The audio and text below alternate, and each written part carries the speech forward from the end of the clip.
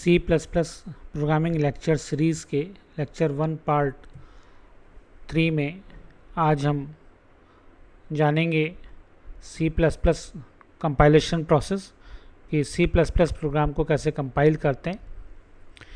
Basically जिस किसी भी प्रोग्रामिंग लैंग्वेज में हम कोडिंग करते हैं और जो सोर्स कोड एक प्रोग्रामर लिखता है वो source code human readable language में लिखा जाता है।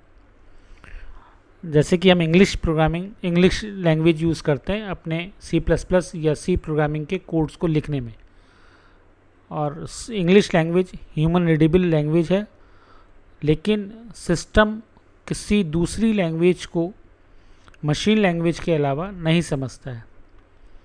तो जो हाई लेवल लैंग्वेज हैं जैसे सी है, सी प्लस प्लस है, और जो सोर्स कोड हम लिखते हैं ह्यूमन रीडेबल लैंग्वेज में, उसको ट्रांसलेट करना पड़ता है लो लेवल लैंग्वेज में या मशीन लैंग्वेज में।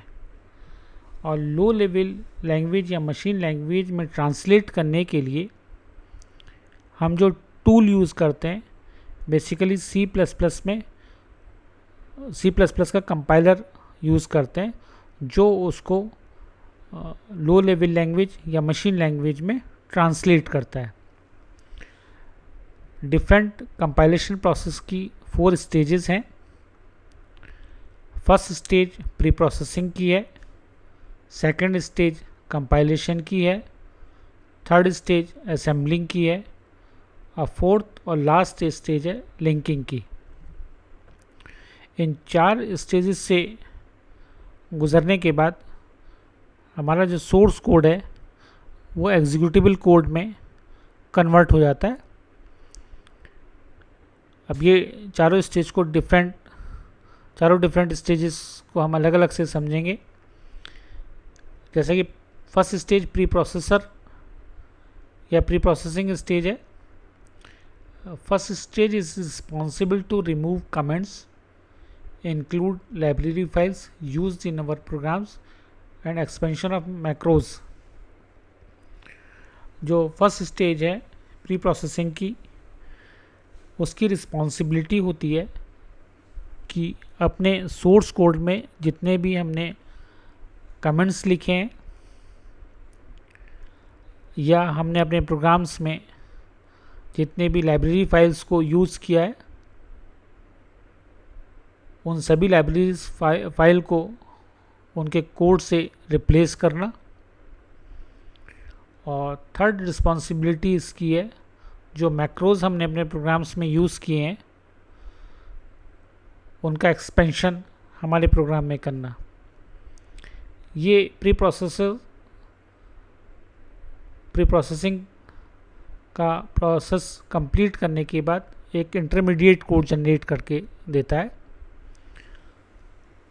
जो intermediate code pre processor generate करता है वो कंपाइलर इनपुट की तरह लेता है, और फिर कंपाइलर की रिस्पॉन्सिबिलिटी होती है जो इंटरमीडिएट कोड उसको प्री प्रोसेसर से मिला है उसको लो लेवल लैंग्वेज या असेंबली लैंग्वेज कोड में कन्वर्ट करने की। तो कंपाइलर इंटरमीडिएट कोड को असेंबली लैंग्वेज में कन्वर्ट करता है, और जो नेक्स्ट स्टेज और थर्ड स्टेज हमारी है असेंबलर की, उसकी रिस्पॉन्सिबिलिटी होती है जो कंपाइलर ने असेंबली लैंग्वेज कोड में कन्वर्ट करके फाइल जनरेट की है उसको एज इनपुट रिसीव करे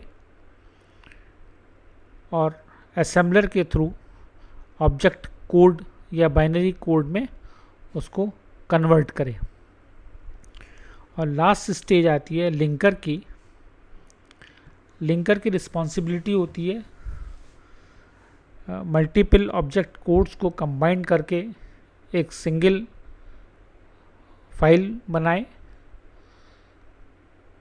जो सभी ऑब्जेक्ट कोड हैं और जो हमारी लाइब्रेरी फंक्शंस हैं या लाइब्रेरी फाइल्स हैं उनको आपस में लिंक करे।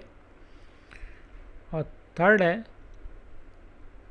क्रॉस फाइल डिपेंडेंसी को वो चेक करे कि क्रॉस फाइल डिपेंडेंसी अगर है तो उन सभी फाइल को कंबाइन करे या लिंक करे, और लास्ट में एग्जीक्यूटेबल फाइल या एग्जीक्यूटेबल कोड हमें जनरेट करके दे। अब इसको एक एग्जाम्पल से समझते हैं कि ये एक छोटा सा प्रोग्राम लिखा हुआ है जो डबल फॉरवर्ड स्लैश के बाद लिखा हुआ है सोर्स कोड और code written in high level language, ये कमेंट है। फिर उसके बाद हमने अपने प्रोग्राम का नाम लिखा है hello.cpp, ये भी डबल फॉरवर्ड स्लैश के बाद लिखा है तो ये भी कमेंट्स की तरह ट्रीट होगा। और थर्ड लाइन में भी डबल फॉरवर्ड स्लैश के बाद लिखा हुआ है हेडर फाइल्स। तो जो भी डबल फॉरवर्ड स्लैश के बाद सिंगल लाइन लिखी हुई है वो सभी कमेंट्स की तरह यूज़ होंगे।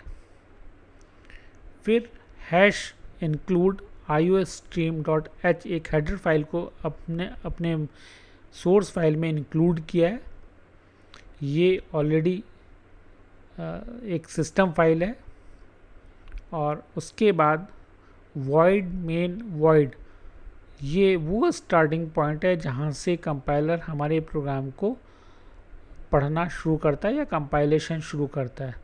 और स्टार्टिंग ब्रेसेस और क्लोजिंग ब्रेसेस के बीच में हमने इंस्ट्रक्शन दिया है एक सी आउट हेलो वर्ल्ड करके।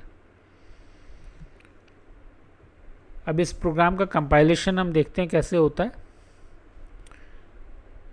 कि हमने अपने प्रोग्राम C++ प्रोग्रामिंग लैंग्वेज में लिखा और उस प्रोग्राम को नाम दिया hello.cpp। अब जैसे ही हम इस प्रोग्राम को कंपाइल करना शुरू करेंगे, जैसा हम ऑलरेडी जान चुके हैं, इस प्रोग्राम को 4 डिफरेंट स्टेजेस से गुजरना पड़ेगा और लास्ट में फिर हमें एक एग्जीक्यूटेबल कोड मिल जाएगा। जैसे ही हम इसका कंपाइलेशन शुरू करते हैं तो हमारा प्रोग्राम रैम में आने के बाद प्रोसेस के लिए जाता है।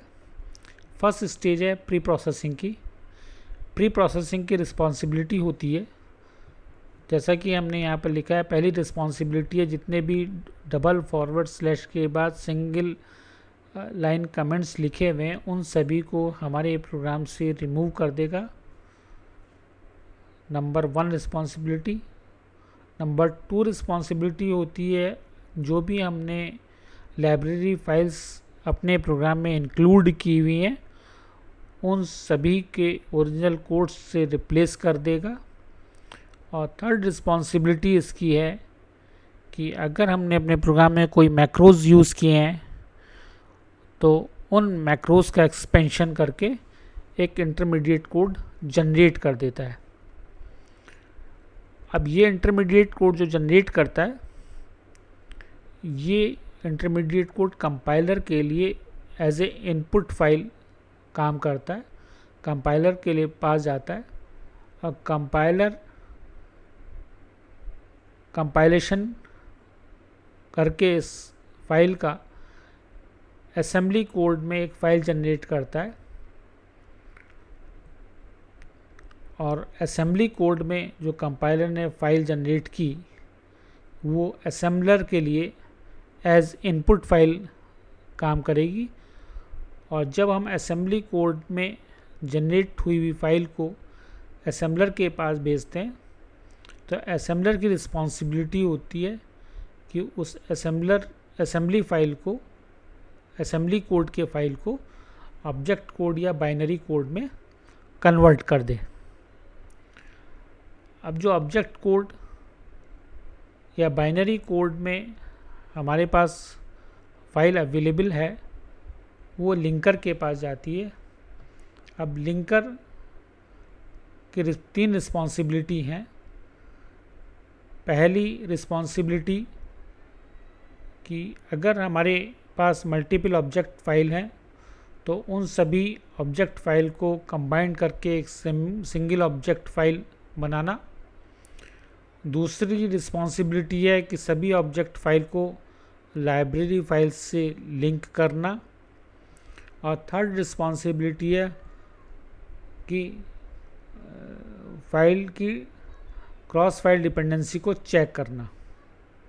क्रॉस फाइल डिपेंडेंसी का मतलब है कि अगर हमारे कोई एक CPP एक्सटेंशन वाली फाइल का यूज़ किसी दूसरी CPP फाइल एक्सटेंशन वाली फाइल में किया है तो वो ऐसी फाइल डिपेंडेंसी को चेक करता है, और अगर है तो उनको कंबाइन करता है और लिंक करता है। जब ये तीनों प्रोसेस कंप्लीट हो चुके होते हैं उसके बाद वो हमें एक एग्जीक्यूटेबल कोड जनरेट करके देता है।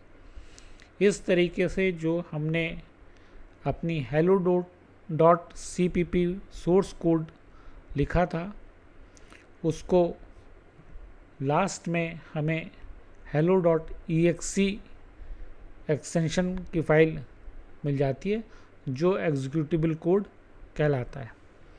तो ये कंप्लीट साइकिल था सोर्स कोड को एग्जीक्यूटेबल कोड में कन्वर्ट करने का। तो आज के लेक्चर में इतना ही था।